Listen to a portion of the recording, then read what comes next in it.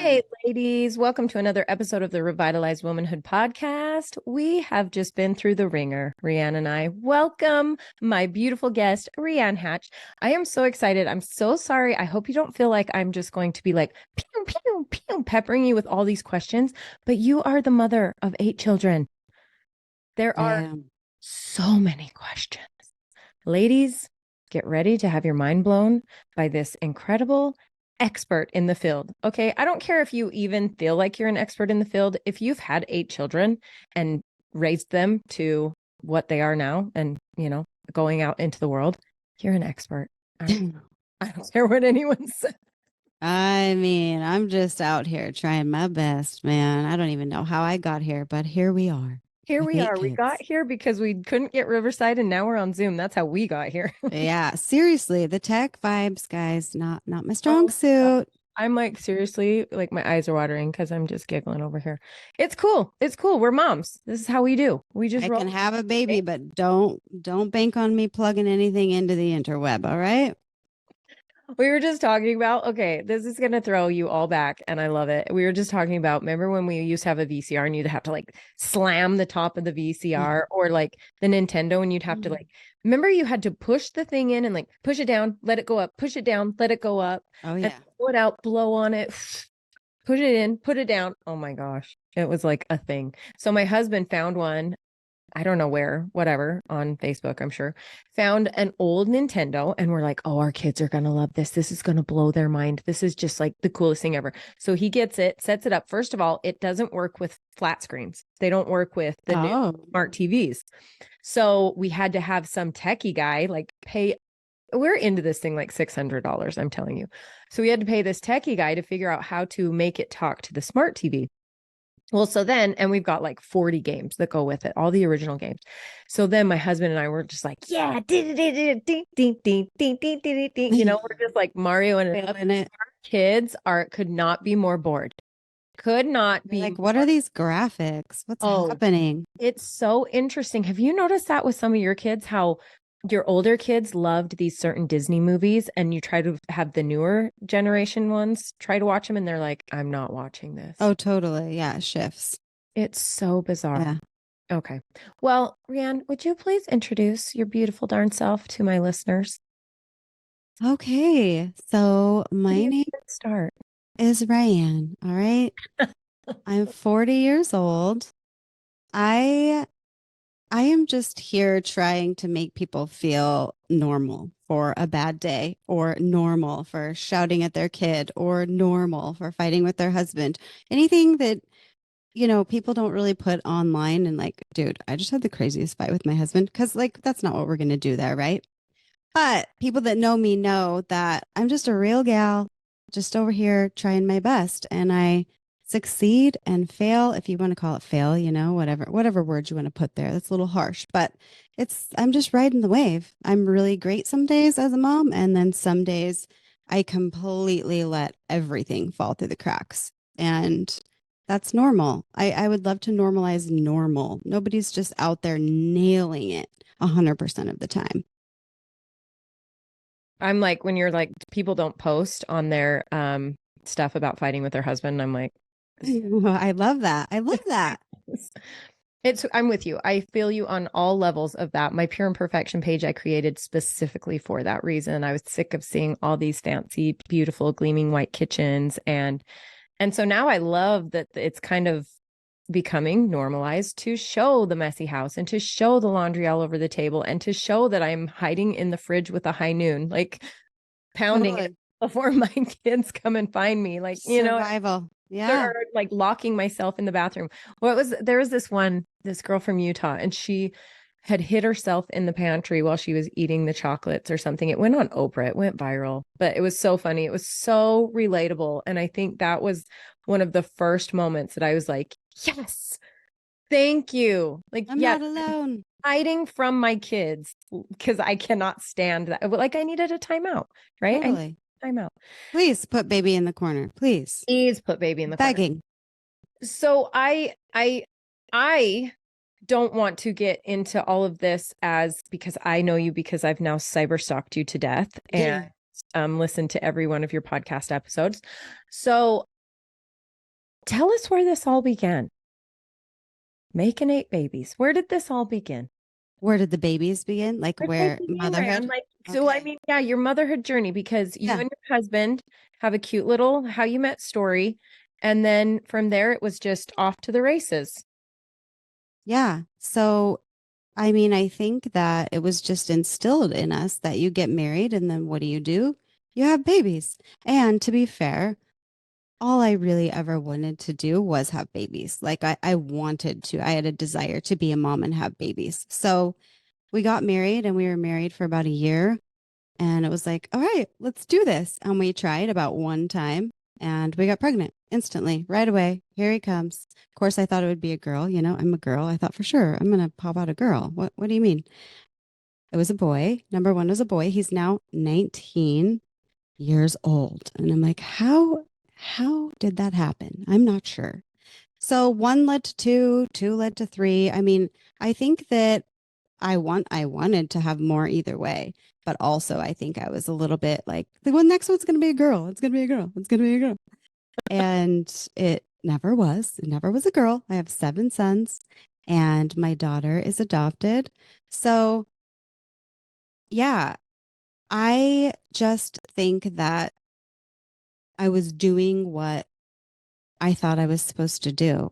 Although I wanted to, along the way, I had postpartum and baby blues. And then I would nurse and just have another baby as soon as I was done nursing, never really focusing in on that postpartum or the baby blues. I would just roll it into the next. So my nervous system and my mental health just was not that stable, you know, but you don't really talk about it, right? Back in the day at that time, 19 years ago, you just keep going. You just bootstrap it, white knuckle it, shut up and keep doing it because that's what all the other women do, you know? You can the fruits and you can the jar the beans and you watch your kids toddle around all while you're doing it.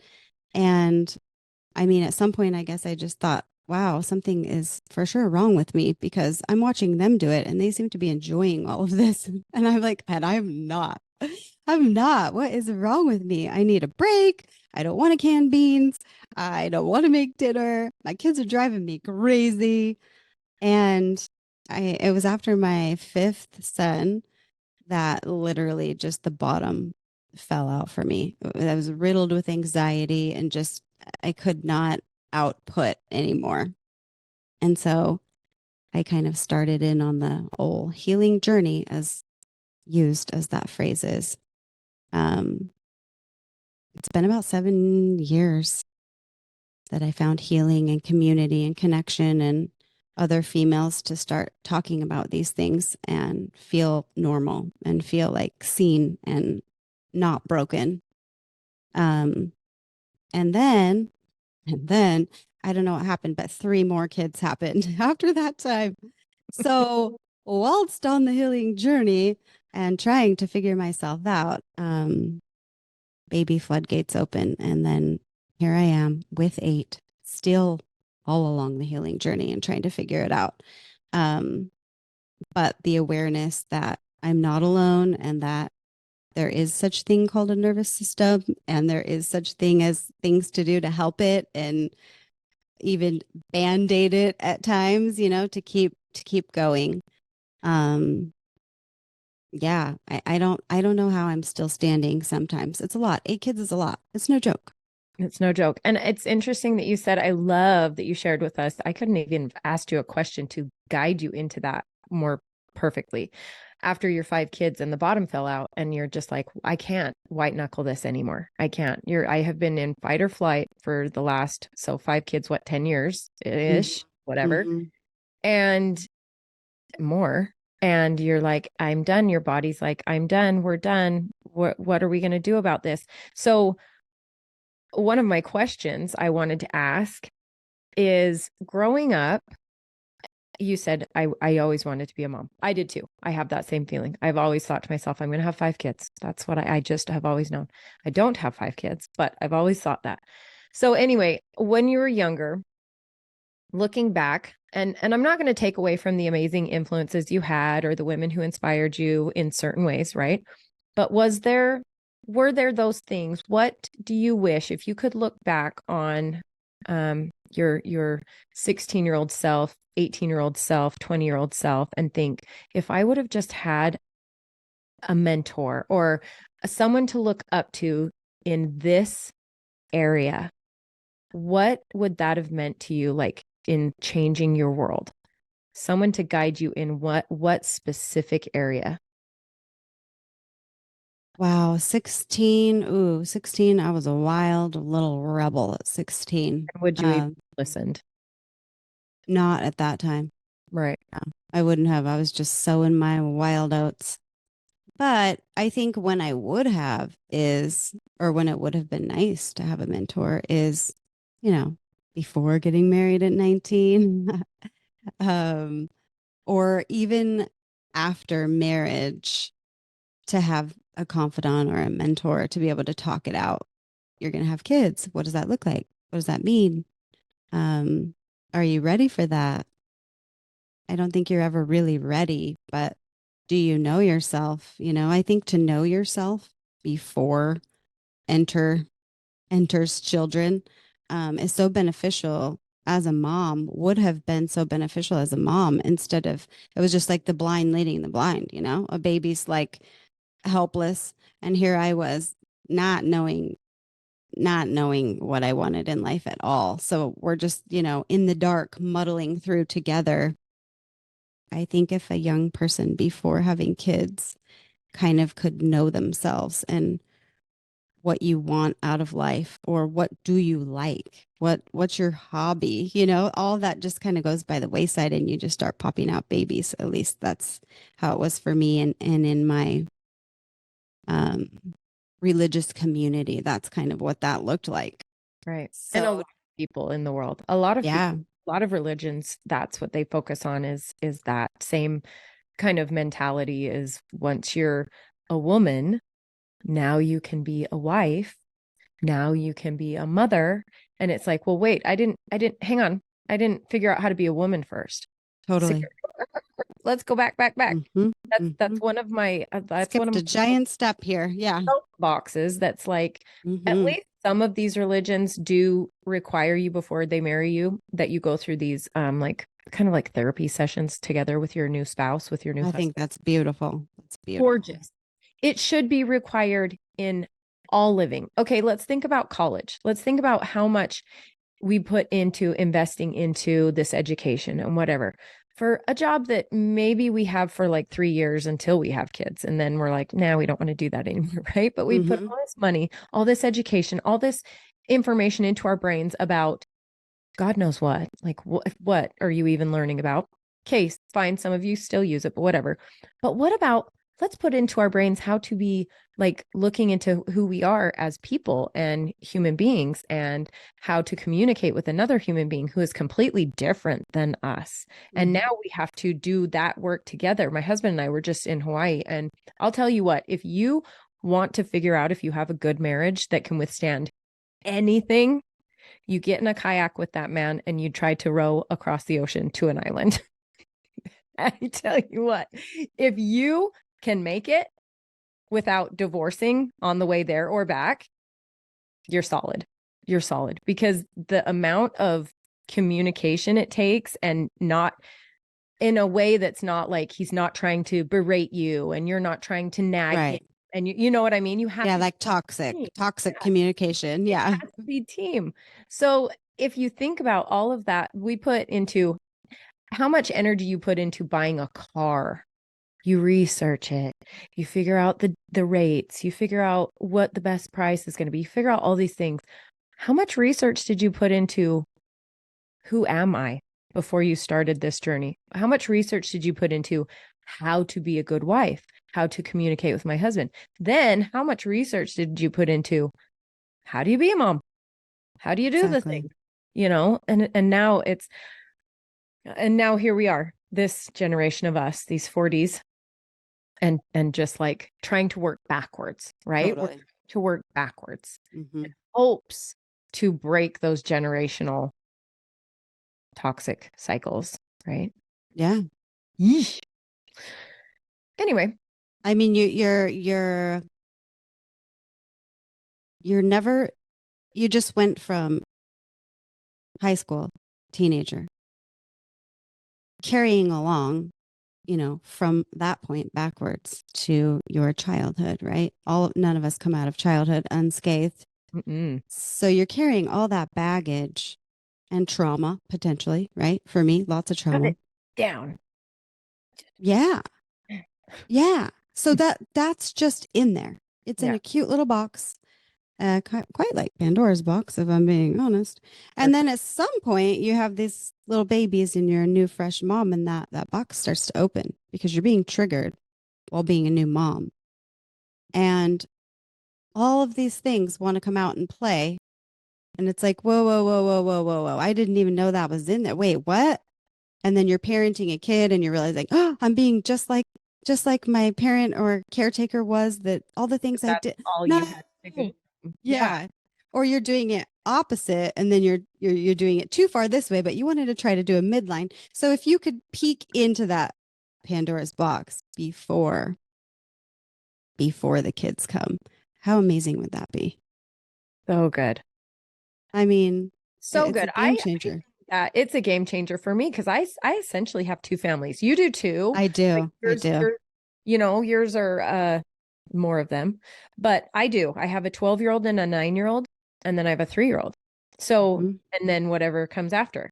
So I do. I have two different families, and the way that I parented them, I would like to think is different, but it's not. Or I mean, I would like to think it's the same, but it's not. It's different. I was so uptight. I was so high strung. I was so obsessed with all the things you're supposed to be worrying about. You're Yeah. supposed to be doing. And, with those two. And then with this one, it's like, he's lucky if he's got on a onesie. I'm like, go. Oh, outside and play in the mud. And it's Mhm. funny because now I see it because my 12-year-old will be out there with him and I'm like, make him a mud puddle. Just put some water in the dirt right there and make him a mud puddle. And he's like, he's getting mud everywhere. And I'm like, great.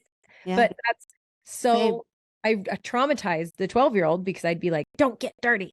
Wash your hands, all the Mhm. things. And so I see it now. I see it. And I'm like, oh, Yeah. Because you've looked that Pandora's box is open because you've been on your journey. So it's forced itself open, or you finally came around to being like, I'm going to look at this stuff. Something's got to change, or I'm going to break. So I'm going to look at this stuff.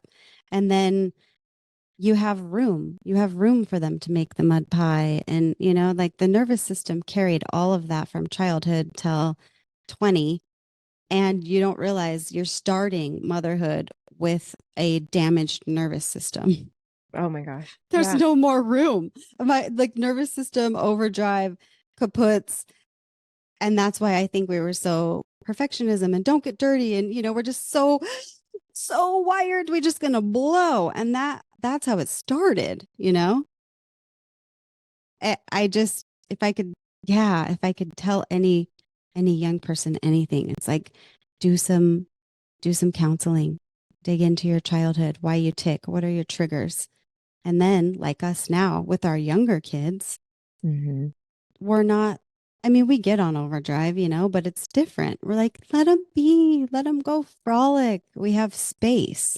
Right. We've made space for this motherhood journey. Oh my gosh, bless all of our hearts. I hope you gals are listening. I hope the gals that have not had babies yet are just like, ears are perked up because this is good information. I always say that to the women in my community in the Revitalize Sisterhood, the ones that don't have kids yet, the ones that aren't married yet. I'm like, you are so ahead of the game in Mm-hmm. being here in this community and learning these tools. You have Truly. no idea. I am envious. I seriously have FOMO because the rest of us, I have an 86-year-old in here. I have, all the rest of us are trying to dig out of whatever it is that we've, buried everything, like shoved it all down. We've buried Mm-hmm. on top, but and we're trying to Yeah. dig it back out and let these beautiful things out that are our natural, intuitive, God-given gifts, like all of these things just be rather than quieting them all the time. But anyway, that's yeah, that's good stuff. So how do you manage your time? and prioritize your self-care now, though, with 8 kids? So me and schedules and me and time. Okay. I like to just flow with life. I'm very much in my feminine, like the masculine comes in and makes the schedule and kind of has this regimen. And so I'm still trying to balance that out. I just like to, go where the wind blows and just see how it feels. And now that I'm doing more stuff, like trying to run a podcast or this or that, I'm realizing like, ooh, I have A to, little bit of that masculine. yeah, I got to kind of like embrace some of that masculine so that I can, show up where I'm supposed to be. So I just really on managing my time and self care. I have to have time to myself at some point because that's how I personally recharge. I'm an introvert, and so I have to be like, okay, I got to lay in my bed for 20 minutes and just like shh, shh, shh, quiet. And then, okay, let's go and break. And then I can go face the day. But I'm not scared to push pause on this or tell my kids, hey, I need a break. The more open we can be with our kids and needing that self care, it just becomes a dance that they understand. Oh, she's going to take 20 and then she's going to come talk to me again and we're going to play this game or we're going to go here or there. And it just becomes normal. They're not bugged. They're just like, okay, cool. Yeah, mom's going to take her 20 and then we're moving on. You know what I've noticed with my 9-year-old? He's very like in his primal. He's very primal. If he has a need, has to be instant. And if it's Mhm. not met, it is just a meltdown, right? He has no patience. He hasn't learned to listen to his cues sooner. So when it happens, Yeah, it has to happen now or never. So I'm learning with him that if I match his intensity, which I do a lot because we are very similar people, so he'll come at me all of a sudden, just like blazing guns, like, and I'm just like, and so I match it because that's yeah. but I've noticed if I can explain to him, if I can check myself long enough, I call it hanging out in the pause. If I can find that split Hmm. second where there's a pause and right. And talk to him, like you just said, explain, hey, you know what? I just need a minute right now. Can we revisit that? Just kind of like you would your husband. I mean, honestly, this is something that couples talk Totally. about in counseling. You have to say, okay, I don't want to match this energy. We need time to cool off. Can we revisit this in like 15 minutes? Right. That's something that a counselor would tell a couple in marriage counseling. So kind of the same thing, but I think we forget that these kids, we look at them as unable to understand us or unable to process adult feelings. And it's like, no, they are humans. They are Yeah. tiny humans. If you communicate to them and make that their natural normal, like you're saying, you make this your natural normal, that's what you're going to get. You're going to get someone who knows how to not just be able to communicate to you, but can understand when you're trying to communicate something back to them. Yep.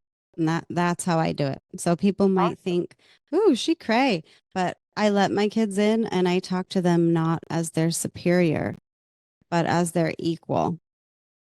And in hopes that someday when my daughter's a mom, she can have the wisdom and knowing that she can talk to her kids that way and she could tell them before mom blows up, she knows that's a possibility. But before that even happens, she can say, listen, I'm feeling a little grumpy right now. I'm not sure why. It's not about you. I just feel grumpy today. So if I can sit and read my book for 10 minutes, I am just going to be able to shift and come out of this grumpiness and then I'll be okay. So why don't you read 5 books while I read my book for 10 minutes and then let's talk about it when we're done. That's so cool. Like a reset A button. reset, just like you said with your if I can pause because you paused and you staved off being reactive. And that's really all it takes is a couple moments. If you can just imagine like my lips are sealed and I'm staring at my kid, but I'm not talking. I'm just looking at him. And if you can just pause long enough and take a breath, you escaped that whole possible reactionary rift between the two of you in that escalated, yeah, crazy, hectic moment. And then now you can look at him and be like, I'm sorry you're feeling mad at me. Let's talk about it. Right. Because it's a reactive is never going to get you where you want to go, because reactive is just going to fuel. It's like gas on fire. Yeah. Reactive is gas on fire. And Talking in a circle. Yeah. I think people feel like, well, and I have felt like, I shouldn't say people, I think I have felt like before I started trying these techniques was it would take longer to explain it.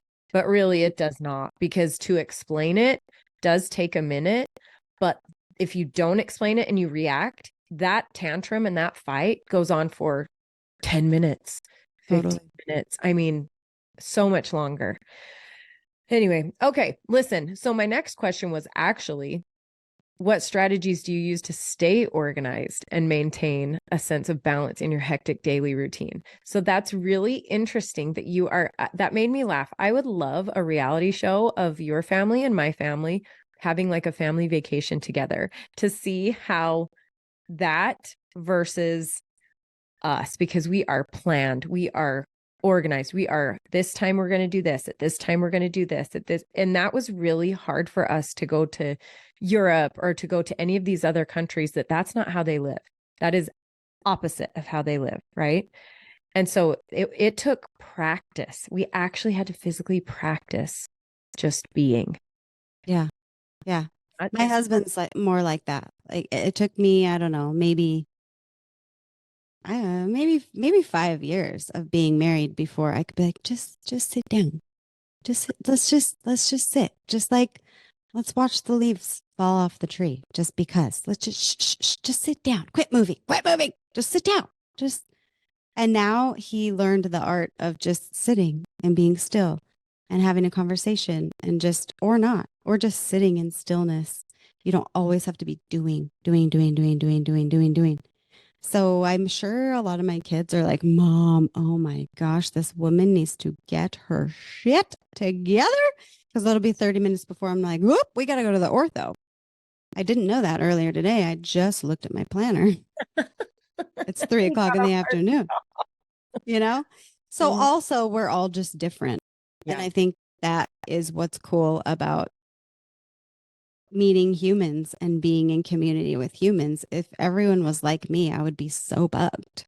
Mm-hmm. It's that balance. I love that about you. I seriously, I pull from that. Do you know what I mean? Like I had an interview here with Elizabeth Fay as well, and I said the same thing. She's that way. She listens to herself. She kind of she plans her life around how she feels in her body. She's very connected to how she feels. And I'm like, we live on two separate planets. But so now I find myself trying to like hone in on that, or hone in on like what you just said. And I actually said it the other day. I said, I realized that the slower you move, the slower things are, the more you are able to slow things down, the happier you will be, the better your life will be. And that's so interesting because that is completely opposite of what we've been conditioned to think. Absolutely. Conditioned to think it has to be the hustle, it has to be the grind. We're not valued if we're not getting all of these things done. But then once you get to where you're able to kind of click and think, wait, I see it. I see it. If I am able to just slow down, everything else slows down with me. Everything else kind of just cools down, mellows out. And it just, so I can actually see. So for you, when you said you just kind of go with the flow, for me, that sounds like chaos. But really, when you slow it down and you slow yourself down, everything slows down with you. It just kind of becomes that way. And there's like a peace. It really is. There's like a peace to it. Yeah. And the kids are feeding off of our energy, you know? So if I'm slow and just in thought and meditation, the kids, you know, they can be the opposite, but I'm holding their hand, right? And we're pointing this out and the ducks and the this instead of dragging their hand. Like, hurry up, get in the car. And I feel like that's the shift is I think that I was that mom. Hurry up, come on, we're late. Blah, blah, blah. And I hated it. Mhm. And now with it's like test group A and test group B. There's 4 older and 4 younger. It is more stopping and smelling the roses and noticing those little moments, those little glimmers of beauty that when you're rushing around, you just completely miss. It's cool But when you finally get there, huh? yeah, it is. And not to say I never have, I'm not just living in this bliss all the No, time. no, And it's always like, no, it gets frantic and I snap out and get wild too.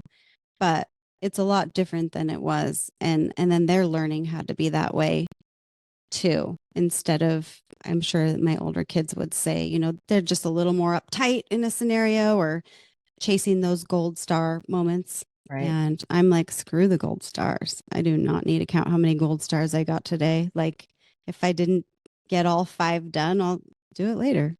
It's fine. right, right. It's fine. It's fine.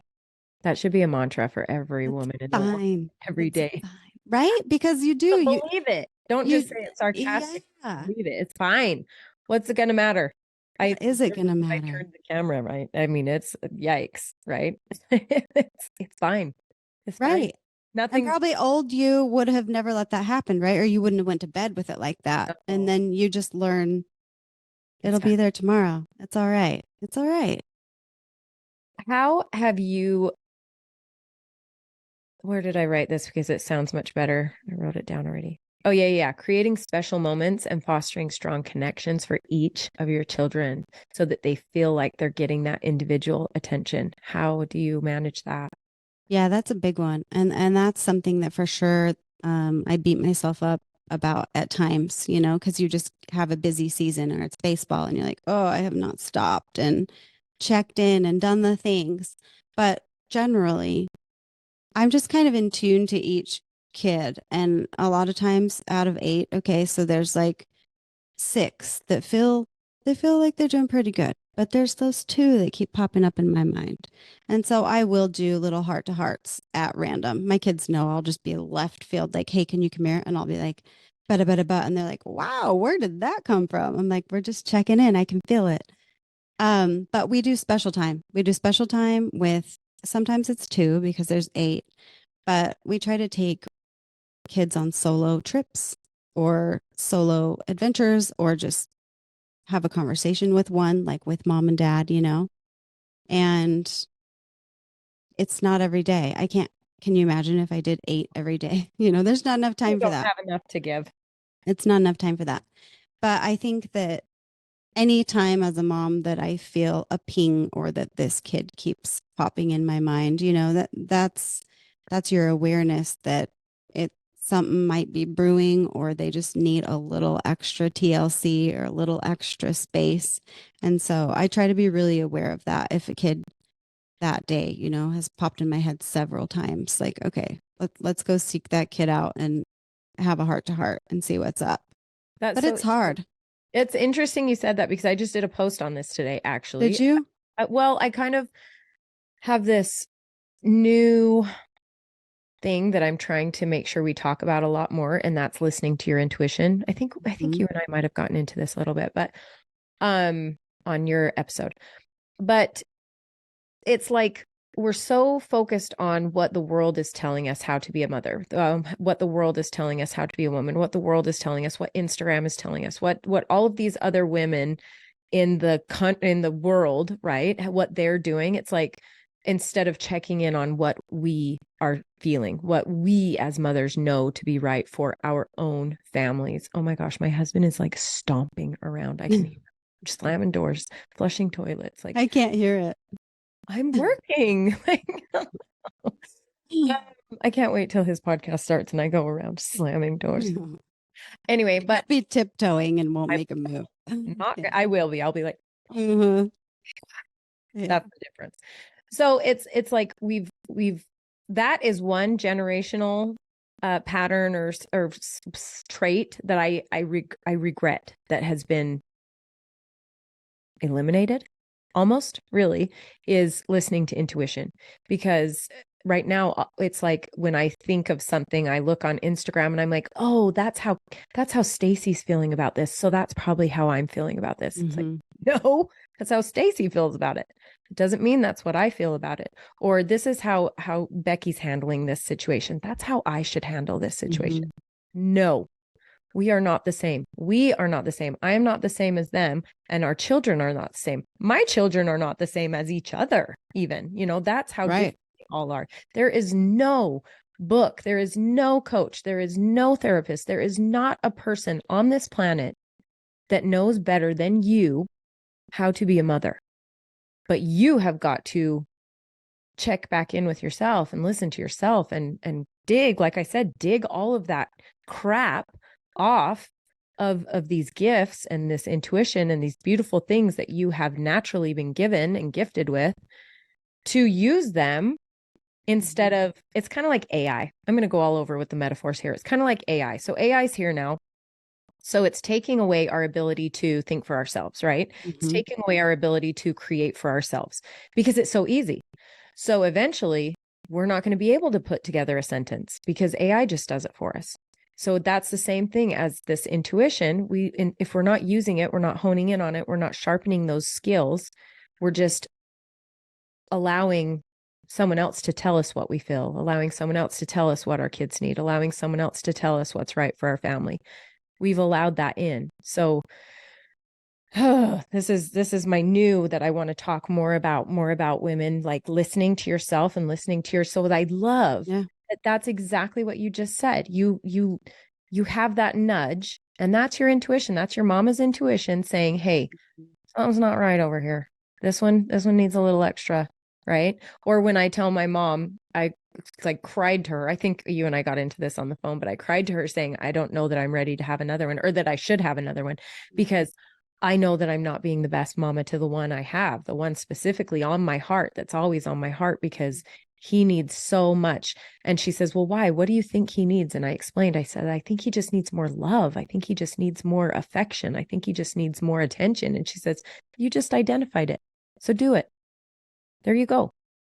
Yeah, it's hard when there's a specific one or two, or more for some of us that they push the buttons, they trigger us in the ways that we don't want to be triggered, Right. because they're showing us parts of ourselves that we would like to deny or forget that are there. But our kids are our greatest teachers. So the things that they're triggering us with, there's something inside of us that is dying to be looked at and excavated. There's something for us that's linked to our own little girl, Rianne, that is a wound or a trauma, probably from a similar age at the time that they are when they're seriously triggering us. You're like, from 8 to 10, they were just really on my nerves, and then they grew out of it. It's probably a correlation to our 8 to 10 little girl self, or 5 to 6 little girl self, that is crying out, like, revisit this, look at this thing needs to be looked at, this thing needs to be released, or there's healing around this to be done. I know that's true for me when my kids trigger me, and I'm not just caught up in the moment, when I can slow down and think about what was that? Why did I just literally want to punch my kids' lights out in my head? Like, what was that? And if I do a little digging, it's like, ooh, that's what that was. Okay, that makes sense. So it's nothing to do with them. It's purely me. It's all about me. Ooh, that was good. That was so good. I just want to wrap up in a blanket with what you just said and just like sit in it. I don't know where it'll go, and I'm very scared, but that's good. I hope everybody just took notes on that, because that was so deep and profound and probably exactly right.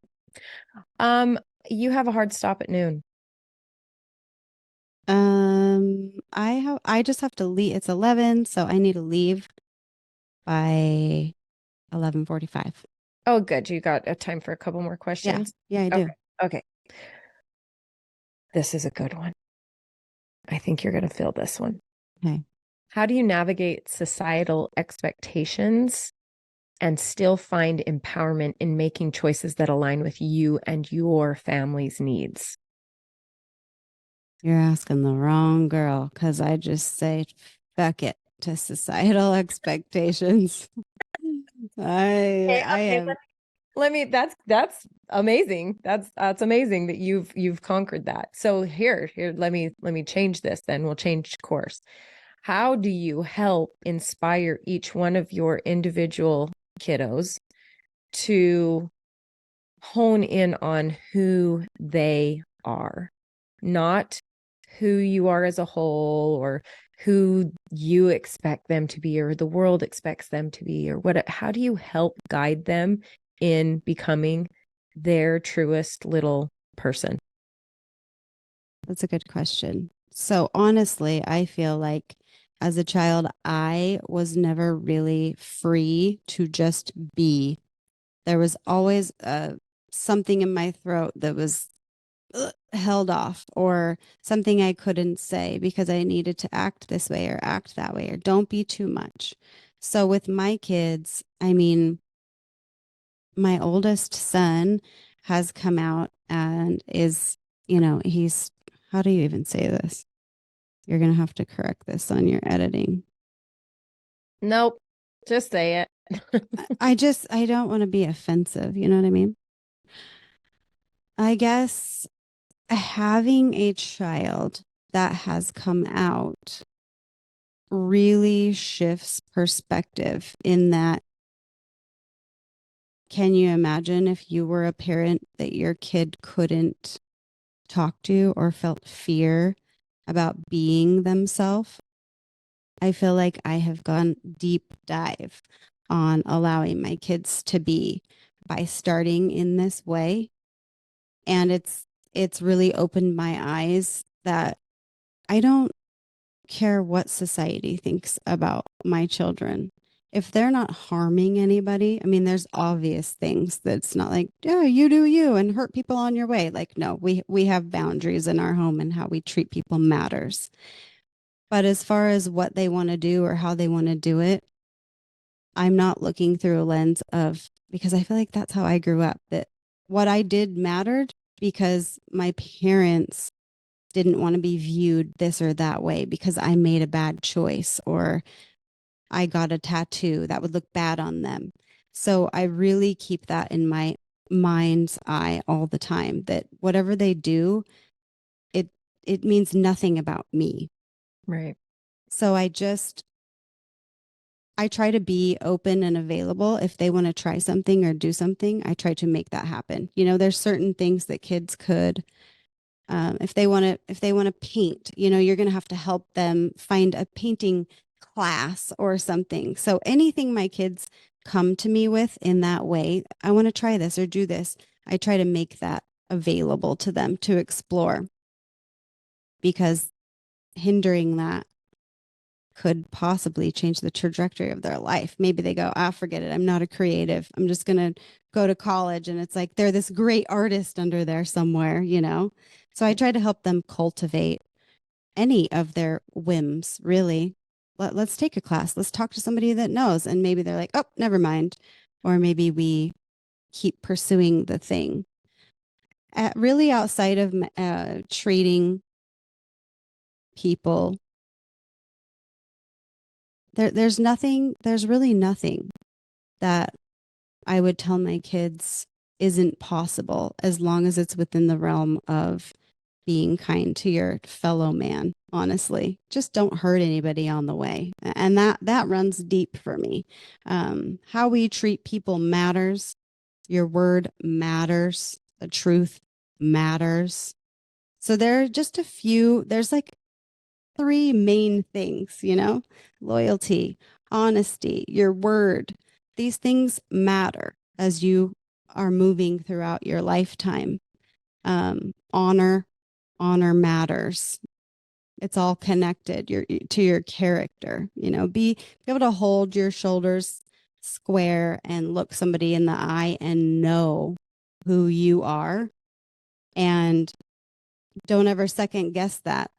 If you're able to just look at somebody in the face and speak your truth, I don't think anything else really matters. Even as a 5-year-old, I don't want to hug you.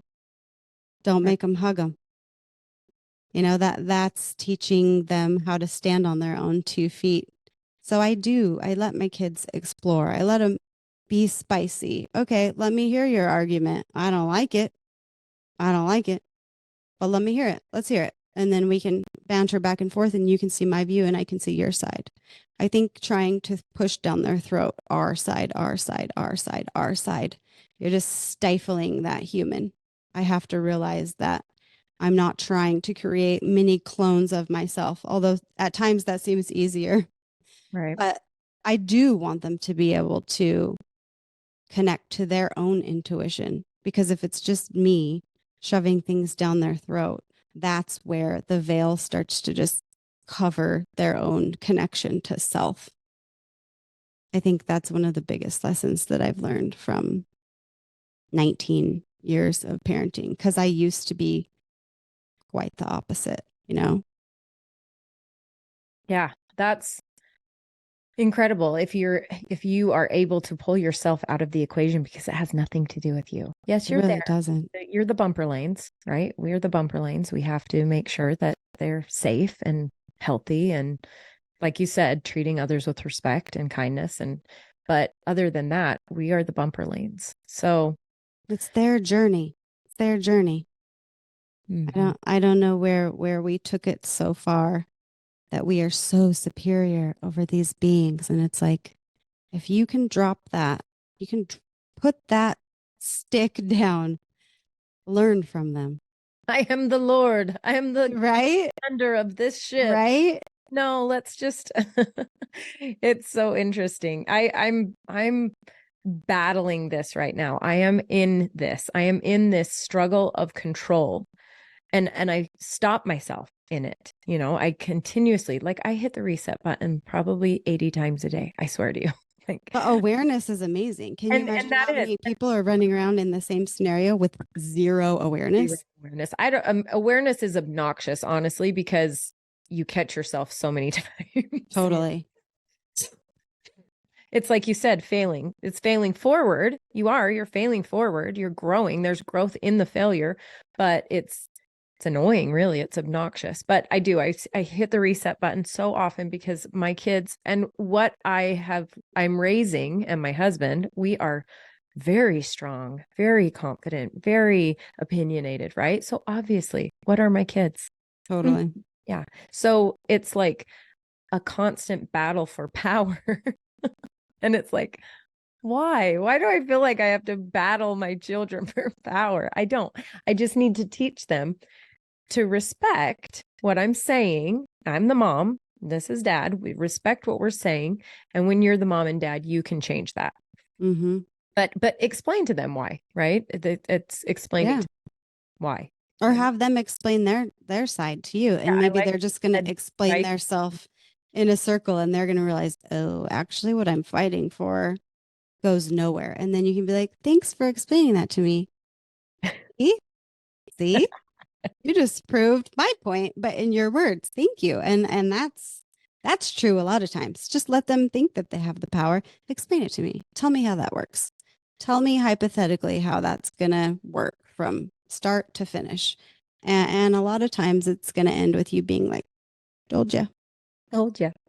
I have a question. It's two of them actually, but I think I can roll them into one because I really appreciate this part of your journey. And you'll have to tell me if it was when you said after the fifth kid and the bottom fell out. Is that when Seeking Sapphire started? Is that when you kind of found your journey there?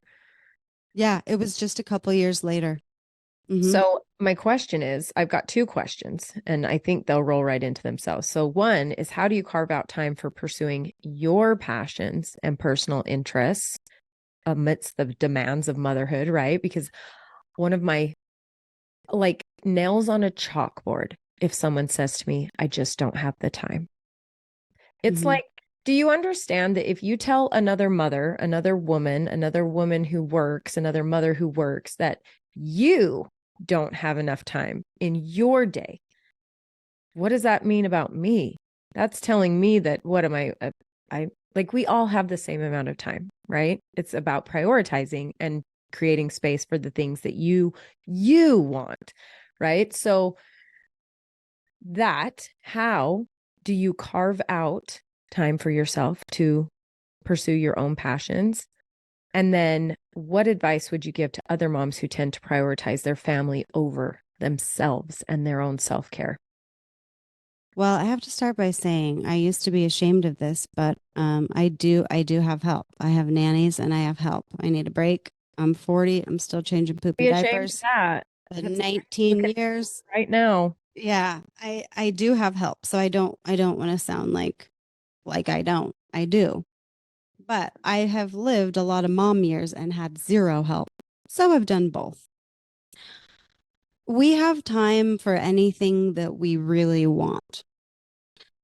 There's time. It may not be 3 hours of time. There's time. Anything we actually desire and want, we can make time for it. One thing that I will not do is, and I have been this person before, but I will not live in martyrdom. I will not say yes to a thing that I don't want to do. I don't want to babysit anyone's kids.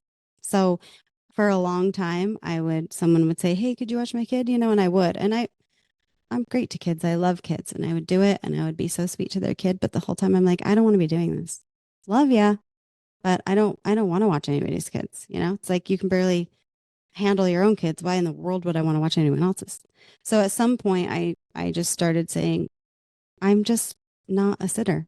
I just can't, just not my cup of tea. I can't do it. And so I quit, which gave me a little power in how I move. I won't say, "Hey, Rianne, could you help me with this?" I might not say, "I don't want to," but I'll just say, "Hey, I know somebody that maybe could help you better with that." Instead of doing the thing and hating it, doing the thing and feeling like, ugh, or doing the thing and saying, all I do is help them and they never help me. Say no. I think as moms, the biggest trap is martyrdom. And that becomes victimhood because you're not setting up your boundaries. You're just this eternal victim. So of course you don't have time for you because all you know is victimhood and perpetuating it and staying on the wheel of it. Because even if the old road home is not fun, it's still comfortable there. So you still will sabotage yourself and stay on a toxic cycle just because that's all you know.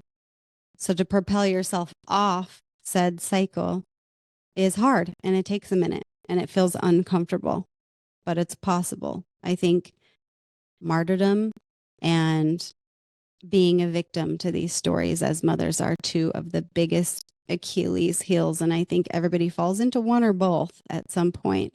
You have to take that power back and tap into what do you want? Oh, you don't want to do that? Well, don't. You don't like making dinner? Okay, well, you still have to. Maybe you can't just throw in the towel and not feed your family, but you sure can tailor it to your needs better. You can make small changes that makes the thing doable, the thing you have to do, the thing that, but I have no time.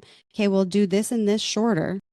Right. And explain to your partner if you have a spouse or a partner, or if you're single, if you have a mom or a friend that's willing to help, could you watch my kids so I could run and get a pedicure instead of being too proud? Or, we have people around us that will help, but we're too proud to ask. I'm not going to ask. And then that's the space you stay in. Poor me. I'm a this, I'm a that. I can't. Yeah, your badge of honor. I'm going to do it all myself. Yeah. That's a sinking ship. Mm-hmm. It really is. The only one bailing the boat, it's going to sink. Yeah. So I think just starting to notice those patterns of when you get in that humdrum, what would you be doing if you didn't have to do that? Oftentimes people don't even know. They don't even know what they would do. So for me, I do the things that I want to do, that I really want to do. Somehow, some way, I'll cut here, copy paste here, move, move the chess pieces around to achieve the thing I want. Maybe I had to ask 3 people to do certain things to make this thing work, but my soul just knew I needed to be at that event. Or I talk to my husband and say, like, look, this costs this much money, but I think I'm really supposed to be here. Or there's always a way. Where there's a will, there's a way. Somebody didn't just make that up, Right. because that actually holds so much power. How much will do you really have? How much do you really want the thing? How much do you really want to pour into yourself to change? Because even that sabotage of self, you have to really choose into wanting to, or to being willing to pouring into yourself. It's a big step. It sounds good. Some people would think like, oh, I would if I could. But well, you can, but do you really want to? Right. Because that involves change. Mm-hmm. And work. And work. Yep. So good. That was so good. That's such a good answer. Have you read The Mountain Is You?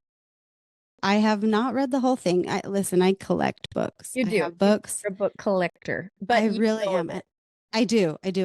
exactly. Just we're talking on exactly the chapter that I'm on right now, and I've just been taking notes. It's like, Yeah, I highlight in there. I highlight in my books too. Yeah. But then I get sidetracked and start another one. And then this one's halfway read over there. And then I have 6 somewhere that I'm reading. One's a novel, one's a the yeah. That's kind of what you get with flow, right? called multi-passionate. Multi-passionate. Today, the person in my head wants me to read this novel. Today, the person Right? wants me. It probably goes with the phases of your moons and stuff. It's probably honestly like when you're in this phase, you want to read like a romance. And when you're in this phase, you want to read like something masculine and self-help. And when you're honestly, probably Yeah, is. I bet it does. I totally. So That correlates. All right, lady. Okay. So listen, looking back on your journey so far, what message of inspiration or empowerment would you like to share with fellow stay-at-home moms or working moms, women who prioritize family? My message would be, it's not too late. I actually have to add, because I was talking about being a mom now, being a mom then. Well, maybe there's just people that are moms now that aren't going to have the B group, like me. So maybe you're still with the A group and you can't go back, and you don't need to go back. I spend a lot of time beating myself up for group A, right? So now I get this chance to rectify in some weird sense of meaning, you know what I'm meaning, but not that I'm able to rectify my shortcomings then with this new group now. I still have shortcomings with new group now too. Also, along the way, a healer or a somebody told me, I don't know who it was actually. She said that you have these kids and we do this or that and we beat ourselves up for all of our shortcomings, but all of it was perfectly placed and as it should be. There's no reverse button for a reason, because we don't need to erase those things. The things that happen to us make us the person that we are going to become. They awaken hurts and pains and all of the things, because in the scheme of life, how we connect to other people is through our experiences. So my shortcomings as a mom with those kids will somehow connect them into their community where they can be like, oh, my mom was like that too. Me too. And if everyone was just perfect, what connection would we find? It's in the nitty gritty moments of the imperfection that connect us as humans. It's in that's the goodness of it. Even though it's the hard, it's the part that bonds us as humans. So for anybody that is in the thick of that, you're right where you're supposed to be. They are right where they're supposed to be. It's awakening exactly the things in them that are supposed to be awakened with them to be the person they're supposed to be. My life was super traumatic. And for a long time, I had resistance against that. Why didn't I just have this life with a mom and a dad and a picket fence? And now in my knowingness, I'm like, yeah, I wouldn't take any of it back. It is whom it's who I am. It made me the me that I can be today. It's wisdom, by the hard things we live through. That is where our wisdom is born. So there's no bad. There just is. It really is all a neutral. And anyone with a kid, any mom out there, it's just hard and you're doing great. And it wasn't meant to be a perfect journey for them or you. So I hope that moms hear that, or moms to be hear that there's no right way, wrong way. If they're loved and you keep showing up and you keep coming back, that's all that matters. If they know they can go to their mom with absolutely anything that has crossed their mind, if they're safe enough to go to you and you are that for them, that's priceless. No matter if you yelled at them 6 times that week, the unconditional love is really, that is all that matters.